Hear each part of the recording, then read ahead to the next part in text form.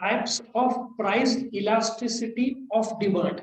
ये question can come for 8 marks. It can also come for 4 marks as a short note. जब भी exam में एक question आए, एक मीनिंग ऑफ प्राइस इलास्टिसिटी जरूर लिखना। ठीक है, तुम क्या करोगे? प्राइस इलास्टिसिटी मतलब प्राइस के घटने से क्वांटिटी में जो असर होता है उसको क्या बोलते हैं? Price elasticity. ठीक है, प्राइस के घटने से क्वांटिटी में जो फर्क आता है उसमें सबसे पहला प्रकार कौन सा है? Unitary elastic demand. ठीक है, सबसे पहले तो तुम समझेंगे यूनिटरी इलास्टिक डिमांड क्या होता है।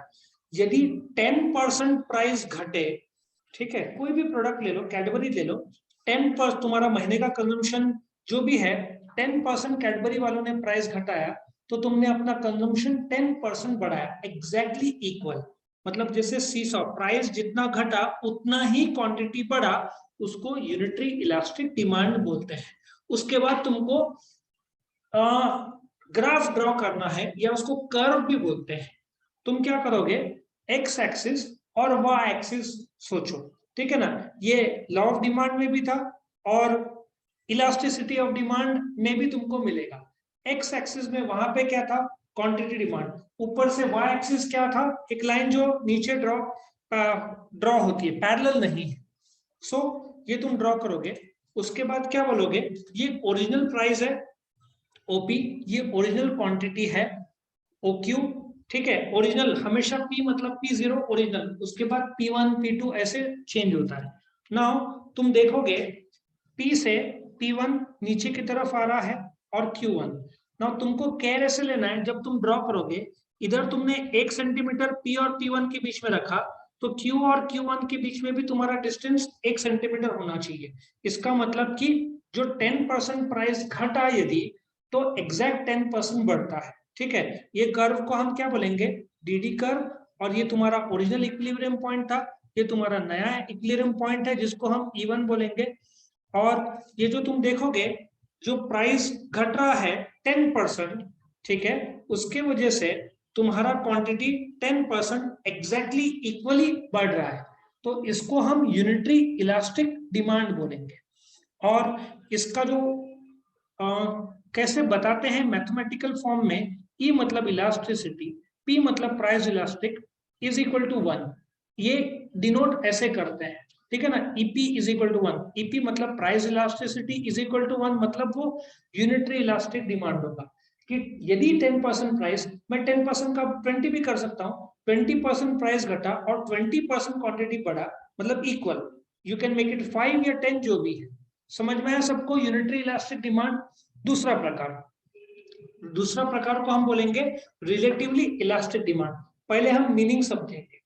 यदि 10% प्राइस घटाया कैडबरी का, लेकिन तुमने अपना कैडबरी का क्वांटिटी 15% से बढ़ा दिया, 15% मतलब क्वांटिटी ज्यादा खरीदा as compare to a given fall in price, उसको हम क्या बोलेंगे? Relatively elastic demand. ये लग्जरियस गुड्स में होता है कि जितना वो प्राइस कम करते हैं से 10%, तो कभी कभार आईफोन 10% प्राइस कम किया तो क्वांटिटी जरूरत से ज्यादा लोग डिमांड फिर करते हैं, क्वांटिटी ज्यादा रिस्पॉन्ड कर रहा है, ज्यादा बढ़ रहा है as compare to a given fall in price. तुम्हारा ग्राफ सेम होगा, एल शेप होगा, एक्स एक्सिस में क्वांटिटी डिमांडेड, वाई एक्सिस में क्या होगा? प्राइस होगा। तुम्हारा ओपी क्या है? Original price. ओक्यू क्या है? Original quantity. ये तुम ड्रॉ करोगे। ठीक है ना, OP original price, OQ original quantity.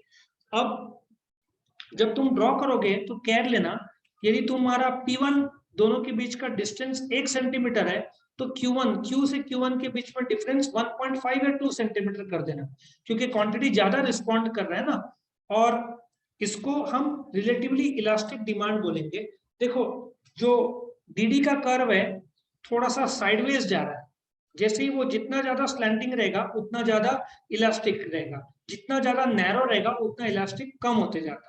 ये जितना साइडवेज जा रहा है उतना इलास्टिसिटी ज्यादा है, और इसको रिप्रेजेंट करते हैं हम। ये देखो 10% प्राइस यदि घटा तो क्वांटिटी कितना बढ़ेगा? मोर देन 10%, 11 12 13 14 15 कुछ भी, मोर देन 10% क्वांटिटी रिस्पॉन्ड कर रहा है। और इसको मैथमेटिकल फॉर्म में तुम डिनोट ऐसे करोगे, EP इज ग्रेटर देन 1। अच्छा, एग्जाम में तुम कैसे लिखोगे, relatively elastic demand is when the quantity responds more as compared to a given fall in price, ठीक है ना। Example 10% price falls, 15% quantity rises. फिर ग्राफ ड्रॉ करना, फिर इसका मैथमेटिकल डिनोशन करना, ईपी इज ग्रेटर देन 1, और फिर लास्ट में तुम एग्जांपल भी बोलोगे। एग्जांपल तुम्हारा क्या होगा, आईफोन होगा, ठीक है ना। और आईफोन खरीदने के बाद तुमने ज्यादा रात भर जाके वीडियोस देखे, ठीक है ना, ऑडियो सुना, तुम्हारी हालत ऐसे हो जाएगी। ये मत ड्रॉ करना, सिर्फ लिखना आईफोन। दो हो गया तुम्हारा clear. Now let us come to the third part. Third part को हम बोलेंगे relatively inelastic demand. Relatively inelastic demand, पहले हम कंसेप्ट समझेंगे। क्वांटिटी कभी कभार रिस्पॉन्ड कम करता है as compare to a given fall in price. जैसे कि शक्कर प्राइस घटा तो लोग सडनली शक्कर खाना ज्यादा बढ़ा नहीं देंगे, ठीक है ना। ऑलरेडी आज के जनरेशन में मेजरली लोग डायबिटीज के शिकार है, इसलिए शक्कर का कंजम्पशन वैसे ही लोग थोड़ा कंट्रोल कर रहे हैं। सो रिलेटिवली इनइलास्टिक डिमांड मतलब जब क्वांटिटी रिस्पॉन्ड कम करता है, 10% प्राइस घटा तो क्वांटिटी सिर्फ 6 to 8% बढ़ा, लेस देन 10%। सो क्वांटिटी का रिस्पॉन्स कम है प्राइस के घटने के हिसाब से। उसको ग्राफिकल फॉर्म में फिर हम एक्सप्लेन करेंगे। क्या आएगा, एक्स एक्सिस में क्वांटिटी डिमांडेड आएगा, वो तुम्हारा पॉइंट ऑफ ओरिजिन है, वाई तुम्हारा प्राइस है। फिर तुम क्या करोगे, ओपी क्या लिखोगे, ओरिजिनल प्राइस। ओपी तुम्हारा ओरिजिनल प्राइस है, ओक्यू तुम्हारा ओरिजिनल क्वांटिटी है। जब तुम ग्राफ ड्रॉ करोगे तो तुमको क्या केयर लेना है, क्योंकि क्वांटिटी रिस्पॉन्ड कम कर रहा है प्राइस के कंपैरिजन में, तुम पी और P1 के बीच में गैप 1.5 to 2 सेंटीमीटर रखा तो भी चलेगा, जितना, और Q से Q1 का डिस्टेंस कम रखना। फॉर एग्जांपल इधर 1.5 सेंटीमीटर है तो इधर आधा या पौने 1 कर देना, क्योंकि क्वांटिटी रिस्पॉन्ड कम कर रहा है ना। इसको हम रिलेटिवली इनइलास्टिक डिमांड बोल रहे हैं। ये तुम्हारा ग्राफ आ गया। देखो इनइलास्टिक है तो ग्राफ कैसे अंदर की तरफ जा रहा है, समझ में आ रहा है। इसको हम क्या बोलेंगे, डीडी कर्व। डीडी कर्व, ये ओरिजिनल इक्विलिब्रियम पॉइंट ये था, अभी ये हो गया। इसका मीनिंग क्या है, तुम्हारा प्राइस घटा 10%, लेकिन क्वांटिटी बहुत कम रिस्पॉन्ड किया, मानते रिस्पॉन्ड किया लेकिन 5, 6, 7, 8%, बस जितना प्राइस घटा उतना नहीं, उससे कम क्वांटिटी ने रिस्पॉन्ड किया। इसको क्या बोलेंगे, रिलेटिवली इनइलास्टिक डिमांड। इसका एरिथमेटिकल कैसे हम नंबर करेंगे, EP price elasticity is less than 1। और इसका बेस्ट एग्जांपल इज शुगर, क्योंकि शुगर का दाम बढ़ा तो डिमांड कुछ हद तक बढ़ेगा बट एकदम ज्यादा नहीं। क्या सब लोग क्लियर है यहाँ तक, ये सब नो। ये तुम्हारा रिलेटिवली इनइलास्टिक डिमांड है। नाउ हम नेक्स्ट लेंगे परफेक्टली इलास्टिक डिमांड। पहली बात तो ये प्रैक्टिकली तुमको कहीं मिलेगा नहीं, ये सिर्फ एक बोलते ना इकोनॉमिस्ट के द्वारा सोचा हुआ एक कंसेप्ट है, नॉट एब्सोल्यूट। क्योंकि ये परफेक्टली इलास्टिक डिमांड क्या बोलता है, प्राइस यदि घटा तो क्वांटिटी इतना ज्यादा एबनॉर्मली बढ़ जाएगा कि वो ग्राफ में दिखेगा ही नहीं।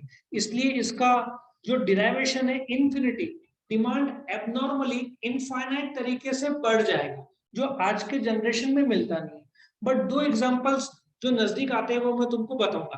पहले हम इसका ग्राफ देख लेते हैं, ठीक है। ये तुम्हारा एक्स एक्सिस, ये तुम्हारा पॉइंट ऑफ ओरिजिन ओ, और ये तुम्हारा वाई एक्सिस।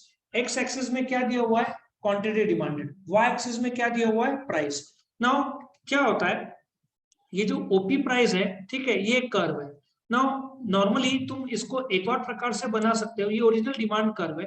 तुम यहाँ पे ऐसा ये भी लिख सकते हो कि प्राइस यदि घटा P1 तो ये एबनॉर्मली बढ़ गया, जो ग्राफ में आया नहीं, D1 D1, ठीक है, मतलब एबनॉर्मली बढ़ गया, ऐसे भी बताया जा सकता है। सो क्या हुआ है, परफेक्टली इलास्टिक डिमांड में क्वांटिटी इतना ज्यादा डिमांड हो रहा है प्राइस के घटने से कि वो ग्राफ में ही नहीं आ रहा है, इसलिए इसको इन्फिनिटी बोलते हैं। इसका एग्जाम्पल देना बहुत मुश्किल है, लेकिन एक एग्जाम्पल कम्स क्लोजर। मैं तुमको बताता हूँ एग्जाम्पल क्या है।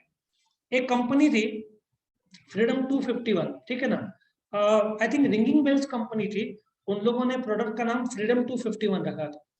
आज से शायद 10 से 12 साल पहले उन्होंने एक हैंडसेट है मोबाइल का, उन्होंने एडवर्टाइज किया कि हम बेच रहे हैं 251 रुपीज में, और डिलीवरी चार्जेस या कुरियर चार्जेस शायद 40 था। 291 रुपीज में वो घर पहुंच दे रहे थे। जैसे वो एडवर्टाइजमेंट आया उनको 6 करोड़ बुकिंग्स मिले। बाद में पता चला वो फ्रॉड थे, तो 80,000 वो डिलीवर कर पाए और उन पर अभी कोर्ट केस चल रहा है फ्रॉड का। एक और एग्जांपल है, आईफोन 6 जब लॉन्च हुआ था, उसके बुक लॉन्चिंग के 2 दिन के अंदर 1 करोड़ हैंडसेट्स बुक हुए थे, ठीक है ना। तो कभी कभार इतना ज्यादा डिमांड हो जाता है कि वो ग्राफ में भी नहीं आता है। इसको हम बोलते हैं परफेक्टली इलास्टिक डिमांड, ये इन्फिनिटी का सिंबल है। और लास्ट का example perfectly in elastic demand, ये तुम्हारे लिए बहुत सही लागू होता है कि तुमको पापा ने कितना भी डांटा या प्रेम से बोला तो पढ़ाई नहीं करोगे। जब क्वांटिटी एब्सोल्युटली रिस्पॉन्स या रिस्पॉन्ड नहीं करता तो गिवन चेंज इन प्राइस, उसको हम परफेक्टली इन इलास्टिक डिमांड बोलते हैं कि प्राइस बढ़े या घटे, क्वांटिटी में कोई भी रिस्पॉन्स नहीं आ रहा है।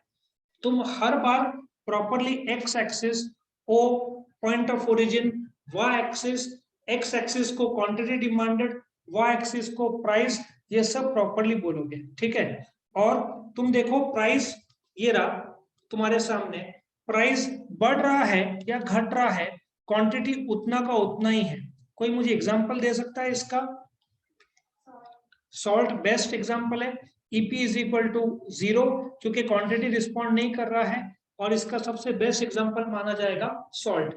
प्राइस के घटने से या बढ़ने से तुम्हारा नमक का कंजम्पशन बढ़ेगा या घटेगा? नहीं, उतना ही रहेगा। तो इसको परफेक्टली इनइलास्टिक डिमांड बोलते हैं। पांचों के पांचों ग्राफ्स के साथ मैंने अभी बताया। अब ये पांचों के पांचों पॉइंट्स लर्न करने के मैं तुमको शॉर्टकट्स बताऊंगा, ठीक है। कितने प्रकार है? 5। Unitary elastic demand, relatively elastic demand, relatively inelastic demand, perfectly elastic demand, perfectly inelastic demand. तुमको रट्टा मारने की भी जरूरत नहीं है, तुमको एक आइडिया बताता हूँ लर्न करने का। टाइप्स ऑफ प्राइस इलास्टिसिटी, तुम ये देखो मैंने 3 भाग में बांटा, unitary, relatively elastic, relatively inelastic, perfectly elastic, perfectly inelastic. लेकिन बेस्ट तरीका लर्न करने का ऐसा है, तुमको सिर्फ 2 लेटर और एक वर्ड याद रखना है, यू आर परफेक्ट। यू मतलब यूनिटरी, आर मतलब रिलेटिवली जिसमें इलास्टिक इनइलास्टिक आएगा, परफेक्टली का perfect, elastic inelastic. So U R perfect याद रखा तो तुम्हारा पांचों के पांचों कंट्रोल में आ जाएगा। यू मतलब यूनिटरी इलास्टिक, आर मतलब relatively elastic, relatively inelastic, perfect elastic inelastic. क्या सब लोग यहाँ पे क्लियर है शॉर्टकट टेक्निक का? एक बार खुद से लिख के निकालो पांचों टाइप, देखो कितना याद होता है, तो अपना क्वेश्चन खत्म हो जाए।